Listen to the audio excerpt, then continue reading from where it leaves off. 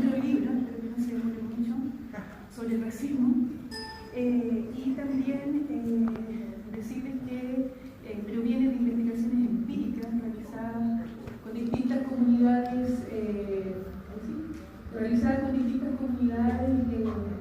de colegas, amigos, hermanos, hermanas, migrantes, en la región metropolitana principalmente.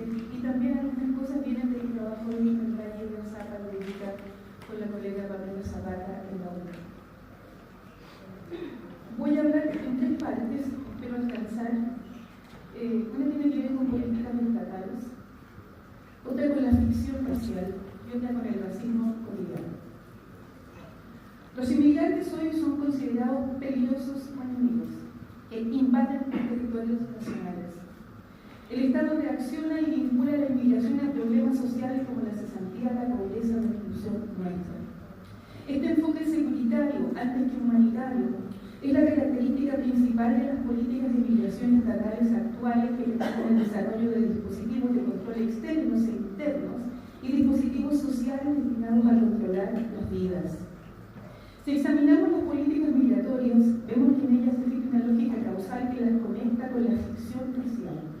Tomaremos la noción de etnicidad ficticia de Etienne Balibar para demostrar que los estados nacionales, al no tener una identidad nacional, se procuran ficticiamente un origen identitario para producir cohesión o unidad que permite defender a las sociedades humanas, si seguimos a Foucault. Es necesario recabar en algunas claves que permitan explicar estas prácticas y prejuicios racializantes que puedan examinarse desde el racismo cotidiano. 1. Políticas estatales y fenómeno migrante. Desde abril pasado, ya lo sabemos, se ubicó la discusión de la inmigración en el debate público para ser caracterizada y deformada. El nuevo proyecto seguía las indicaciones de 2013 que tenían como telón de fondo un proceso de regularización que actualizó la idea de ordenar la casa y se planteó fomentar la migración segura, ordenada y regular, pero dándole un sentido nacional a la propuesta, anteponiendo los intereses del país a los derechos de los inmigrantes. Un subsecretario decía, comillas, no confundamos la migración como derecho al derecho de los migrantes, cierre comillas. Luego vino la creatividad de las visas. Por ejemplo, las visas de residencia temporal y de reunificación familiar que discriminan a las ciudadanas de Haití. En primer lugar, porque pueden venir solamente como turistas y sin propósitos migratorios. Y el visado humanitario, que ha sido un derecho antiguo, no veo por qué lo vuelven a colocar. O la visa de responsabilidad democrática para ciudadanos de Venezuela. Y una que a mí me parece casi absurda, que es la visa temporaria de orientación internacional, destinada a extranjeros que cuenten con posgrados en alguna de las mejores universidades del mundo, de acuerdo con el ranking Quest World University. Estamos frente a una política selectiva, frente al escenario en que se encuentran miles de inmigrantes que responden a la desigualdad estructural de la sociedad y a relaciones asimétricas de poder, que presuponen tratos desiguales y no comprometen una ley que garantice derechos igualitarios para todos. Porque se anteponen los intereses del país a un tema que es en esencia de derechos humanos, pero más bien de la dignidad de los seres humanos. Las consecuencias son evidentes. Se expresan en prácticas violentas, castigos, muertes, negligencias médicas, abuso, trata, tráfico, explotación laboral ilimitada. Esto lleva a pensar que los próximos años las condiciones de vida probablemente van a ser peores, sobre todo cuando la mano de obra exceda, es decir, cuando haya demasiada mano de obra. Entonces serán cuerpos para echar, o ya se está haciendo. Ahora bien, antes que entender al inmigrante como problema, es preciso entenderlo como una paradoja de la alteridad, siguiendo a Abdelmalek Sayad. Porque la dimensión económica lo convierte en una persona provisoria, en una presencia provisoria. La paradoja es el estatus de permanente transitoriedad y de ser considerado nada más que como fuerza del trabajo, porque deben vivir entre el miedo a ser expulsados y el miedo a saber que su presencia ya no sirve, no es útil. El fenómeno migratorio provoca incertidumbre, temor, inseguridad, frente a un racismo defensivo, basado en el miedo y probablemente originado en los dispositivos de la burguesía nacional, siguiendo a Frantz Fanon. Si pensamos que para Foucault lo que hizo posible la inscripción del racismo en político instaurado en el siglo XIX es porque este mismo poder de regulación produce la normalización y la homogenización como las principales funciones sociales. El racismo sobrevive como mecanismo fundamental de poder de los estados modernos, invoca una escisión en la población, una distinción de razas que fragmenta el campo biológico, calificando a unas razas mejores que a otras. Desde el momento en que el Estado funciona sobre la base del biopoder, el derecho a la normalidad, regularidad, homogeneidad de la población, incluso el derecho de la vida y de la muerte, está dada siempre en función del racismo. Pero del racismo de Estado, siguiendo siempre Foucault. Pero, ¿es posible pensar el racismo fuera de la lógica estatal? Leemos ensayar, lo cito. Pensar en la inmigración es básicamente cuestionar al Estado, cuestionar sus fundamentos, cuestionar sus mecanismos internos de estructuración y de funcionamiento. Pero podemos ahora interrogar al Estado de esta manera. A través de la inmigración, en el análisis final, equivale a desnaturalizarlo, por así decir, aquello que se considera natural en él. Rehistorizar al Estado o lo que en el Estado parece haber sido golpeado por la amnesia histórica, es decir, recordar las condiciones sociales e históricas de su génesis. Cierre comillas, eso es allá. Si pensar en inmigración implica cuestionar al Estado, será en este cuestionamiento que se encuentra lo que permite revelar la verdad oculta del orden social y político nacional. De modo que el pensamiento de la inmigración es un pensamiento que contradice todas las categorías constitutivas de nuestro mundo social y político. El fenómeno emigración-inmigración, no olvidemos los países que también implican la expulsión de la gente, está en los límites del Estado nacional y lo que intrínsecamente opera en su verdad fundamental es una naturaleza absolutamente discriminatoria. A partir de ahí, se puede pensar en la operatividad del Estado al reconocer a sus nacionales y esto reconocerse en él, en tanto reconocimiento mutuo que implica que los otros deban conocerse solo material o instrumentalmente en el Estado. ¿Por qué? Porque están presentes en un suelo soberano que no les pertenece, en un territorio nacional cubierto por la soberanía, más notorio aún en el Estado republicano, que siempre busca una homogeneidad nacional total que funcione en todos los planos. Entonces, examinar el fenómeno de la inmigración implica pensar al Estado, interrogar sus fundamentos y mecanismos y buscar las condiciones sociales e históricas de su génesis. Se precisa un ejercicio que lo rehistorice, lo desnaturalice, lo sacuda del olvido respecto a lo que fue y a todo lo que ha hecho, tantos crímenes, ¿no? La inmigración obliga a someter los postulados de su pensamiento a una reflexión crítica y a un proceso de reflexividad. Así podríamos trabajar mejor para deslegitimarlo desde una operación de objetivación y ruptura con la doxa que lo sacraliza. 2. La ficción racial. Cuando decimos ficción racial, aludimos directamente al color de piel.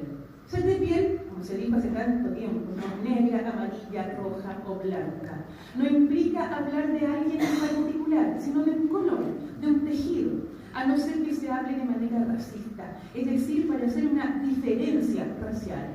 Cuando decimos somos blancos, no hablamos pictórica o cromáticamente, sino que designamos una diferencia de superioridad racial, al igual que cuando enseñamos a los niños a pintar los cuerpos con un lápiz color piel, porque inconscientemente o no, les enseñamos de modo racista. Cuando decimos somos chilenos, soy chilena, representamos a un lugar social, económico, cultural, que el color blanco nos otorgaría en el mundo. Sin quererlo, sin decirlo, o diciéndolo, nos comparamos con otros que suponemos distintos, porque les atribuimos valores sociales, culturales, psicológicos, debido a su color e incluso sus rasgos, su clase, su género, su sexo, su origen. Tras las escenas racistas cotidianas que pasan desapercibidas, está de fondo la nación, la nacionalidad y la identidad. De este ejercicio puede surgir la intención de señalar un estereotipo o una normalidad de la población. Lo blanco es una medida para separar, establecer distancias, comparar, dividir, pero también es ajuste con lo que no calza o como un deseo no conseguido. Aquí está todos los trabajos de sexualización y del deseo chileno sobre mulatos negras y mulatas negras, lugares de vacaciones, etc. Entonces, atando el color a características culturales, vemos que vamos a caracterizar lo malo o lo bueno, que habla un imaginario que nos haría supuestamente, cito entrevistados, mejores, más limpios, más cuidadosos, más decentes, más educados. Así somos los chilenos, cierre comillas. Se aprecia en adelante una subjetividad, no ya una cuestión pictórica, sino un juicio situado, un juicio de gusto, como diría Bourdieu. Hablamos de un juicio racial cuando nos procuramos un origen o una identidad ficticia y hablamos de lo chileno como algo auténtico, propio o tradicional. Estamos en este mes, es cuando más se ve y se siente. Balibar y Wallerstein, en Raza, Nación y Clase, interpelan al Estado-Nación con la etnicidad ficticia. Esta ficción identitaria produce y determina instituciones con las que estamos relacionados. La etnicidad, vista desde Europa, se produce desde territorios históricamente disputados sobre la base de una disolución de relaciones naturales e históricas cuando no tienen un origen nacional, es decir, cuando el nacionalismo se procura ficticiamente una base étnica y da cuenta de la etnicidad ficticia. Efectivamente, da cuenta sobre todo de dos formas, que esto lo trabajan muchos los autores, de etnificación, que son la lengua y el racismo. La lengua es una memoria colectiva, que se da al precio del olvido individual de los orígenes, no olvidemos eso. La lengua materna, que no es necesariamente la de la madre real, es decir, del origen, afecta profundamente a los individuos como poder virtual, identidad abierta, capaz de convertirlos en sujetos. Sobrevive a los individuos e incluso a las mismas naciones. Esta sería entonces, según ellos, una etnificación ficticia de primer grado, pero no basta para que haya procesos de etnificación. Para ello hace falta algo más profundo, un principio de exclusión, una identidad cerrada, que únicamente la da el racismo. ¿Y qué es el racismo?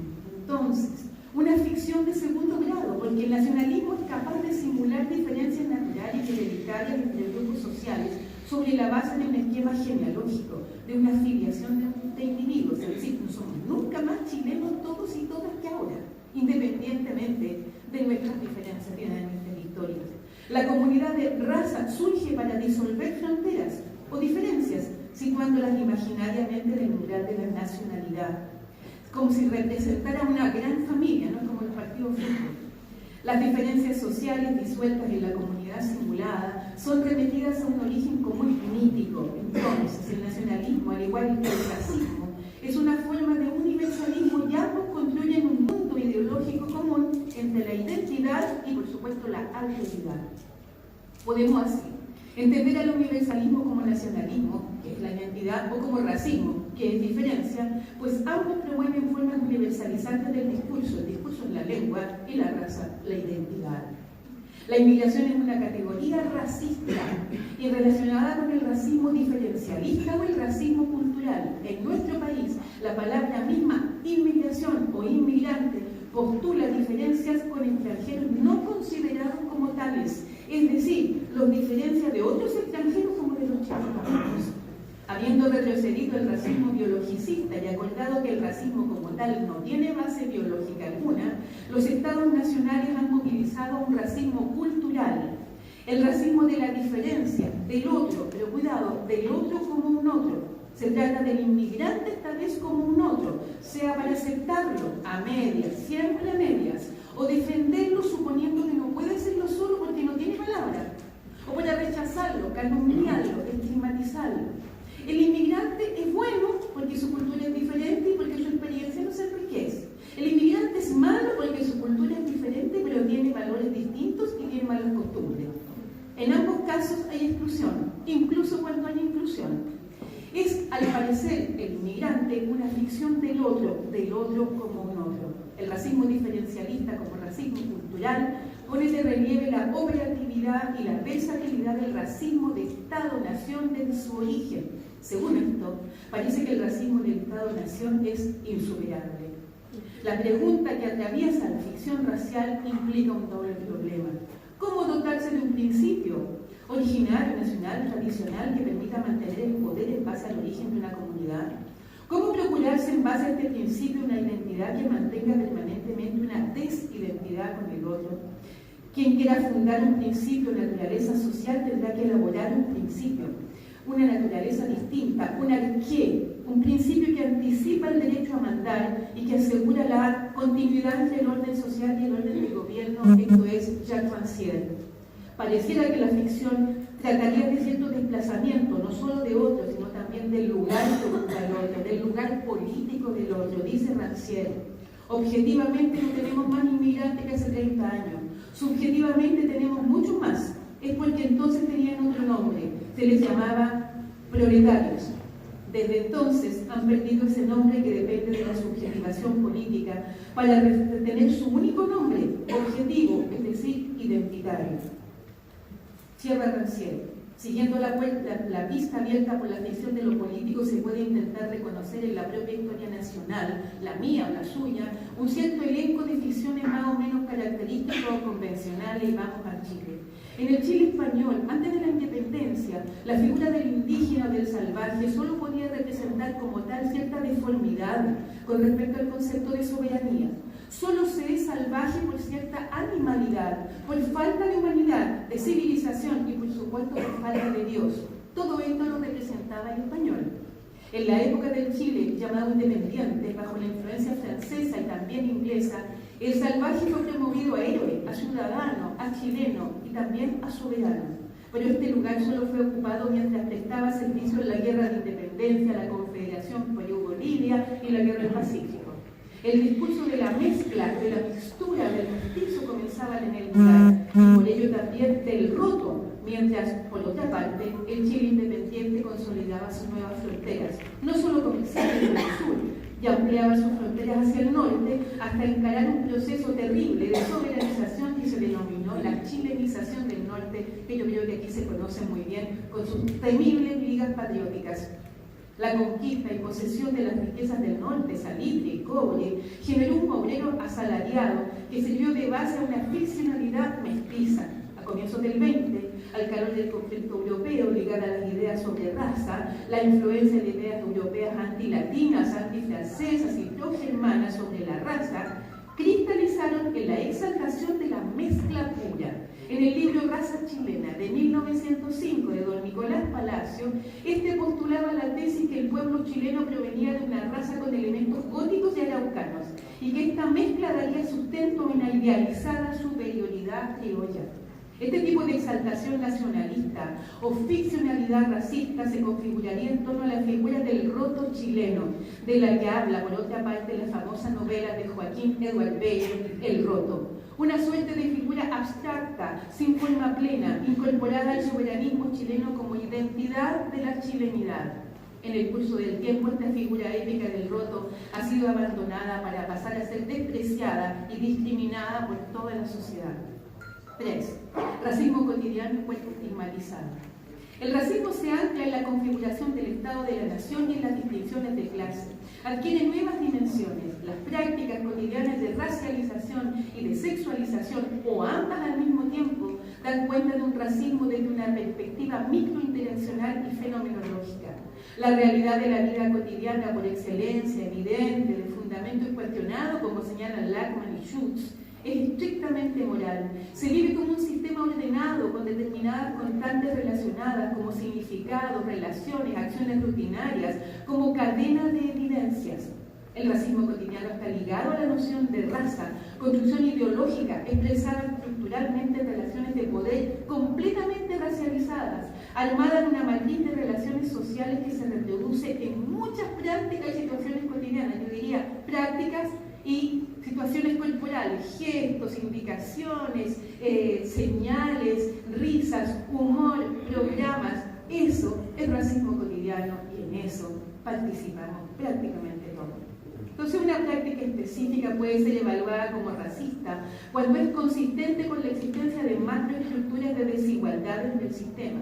Y a este propósito nosotros hemos llegado a una definición sobre el racismo cotidiano, que es la siguiente: y el proceso de producción e inscripción en los cuerpos de marcas o estigmas sociales de carácter racial y sexual derivado del sistema colonial europeo y la conformación de identidades nacionales chilenas, en que determinados rasgos corporalizados son considerados jerárquicamente inferiores frente a nosotros, chilenos, justificando distintas formas de violencia, desprecio, intolerancia, humillación y explotación.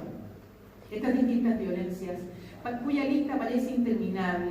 Las encontramos arraigadas en una historia de humillación, superexplotación, represión y persecución en nuestra sociedad. ¿Cómo concluir? No hay políticas transversales basadas en la igualdad de oportunidades, ni menos medidas de integración con respecto al fenómeno de la migración. Es de conocimiento público que existen más libertad en el plano económico, como la libre circulación de las mercancías, que la de los seres humanos. Al fenómeno de la migración se le suma el desarrollo de poderosos movimientos racistas y xenófobos que han cambiado radicalmente el escenario internacional, sobre todo en Estados Unidos y en Europa, y que por lo tanto las políticas migratorias de los países están afectados por ellos. Asistimos a lo que Rancière denomina el fortalecimiento de la pertenencia, una suerte de pasión identitaria que corre a la par con los denominados nacionalismos y los denominados partidos de extrema derecha. ¿Cómo explicar la reunión realizada en 2017 en Charlottesville, Virginia, donde los supremacistas blancos y extremistas de derechas de Estados Unidos y de Europa delinearon los objetivos a seguir durante el año 2018? Podríamos pensar que la actual crisis de Europa Occidental se debe a que partidos llamados tradicionales ya no dan respuesta a los reclamos de la ciudadanía, y en su lugar aparecen partidos de derecha radical con la misión de dar solución efectiva al problema que representan los indocumentados, los inmigrantes, los refugiados, los gitanos, los musulmanes, los trans, los gays, las mujeres de la calle, y así podremos seguir y seguir sumando. Una radiografía de este fenómeno lo podemos encontrar en la última elección presidencial de Francia, donde el Front National consiguió llegar a la segunda vuelta. No olvidemos. También en los Países Bajos se ha visto un incremento considerable de partidos llamados ultra. Alemania no corre mejor suerte, pues de la Segunda Guerra Mundial no tenía en el Parlamento un partido de ultraderecha, el AfD. Podríamos pensar que hay evidencia suficiente que demuestra que la caída de la democracia en Europa concuerda con el aumento de los partidos de derecha. ¿Acaso los diferentes prejuicios que aparecen en la actual crisis de la representación, como la xenofobia, el racismo, la intolerancia, son prejuicios nuevos? ¿O siempre estuvieron allí y aquí y se los reprimió mediante la hipocresía? Yo creo que esta es una pregunta fundamental. Es posible que el racismo siempre haya estado allí, que se haya hecho público a través de la propia clase política y de las políticas migratorias que son extremadamente racistas. No debemos desconocer que el Estado, las instituciones y el mundo político han construido un ideario que constantemente fortalece lo nacional, el patriotismo. ¿En contra de quién? Hoy día, en contra de otro, el inmigrante, a pesar que se le disfrace para bailar cueca. ¿Qué podemos hacer hoy frente a este Estado, donde aparecen discursos xenofóbicos y racistas que llaman a resguardar una supuesta identidad? ¿Qué es lo que se quiere resguardar si no es la seguridad nacional?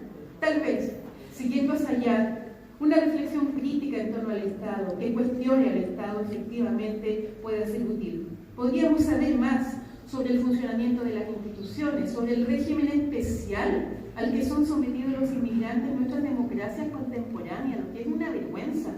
Este ejercicio crítico nos ayudaría a abordar y reaccionar de mejor modo a la masa de abusos, violencias y lo que Michel Foucault en el año 72 ya en Francia llamó los ilegalismos que el Estado comete contra los inmigrantes, como la muerte y el asesinato de Joan Ferville. Sabemos que estos abusos en contra de la población inmigrante se olvidan con mucha rapidez, y lo voy a decir brutalmente desde gente que he entrevistado. ¿A quién le importa lo que le pase a un negro o una negra en este país cuando es inmigrante, pobre, mujer y además, por ejemplo, no tiene trabajo? Entonces se olvida. Y cuando se olvida eso, se olvida la propia historia de la barbarie convertida en nombre de nuestra propia nación. Es lo que aquí también se hizo contra las esclavas que vivieron acá, contra las negras y los negros que vivieron acá, que defendieron al país, que lucharon en primera fila contra la guerra y después se les llevó al mundo laboral de lo agrícola y se les exterminó, o contra lo que sucedió con las ligas patrióticas en el norte y con los procesos también de pacificación de la Araucanía por el sur. Todo eso debe ser entendido. Por lo tanto, por ahora, lo que está pasando es que las puertas se cierran para algunos y para algunas, y los que se quedan son cuerpos para el trabajo, sujetos sin derechos humanos. criminalizados y estigmatizados por su extranjeridad precaria, por las formas de su cuerpo, por sus cantos, por su alegría, por sus mujeres y por sus niños. Muchas gracias.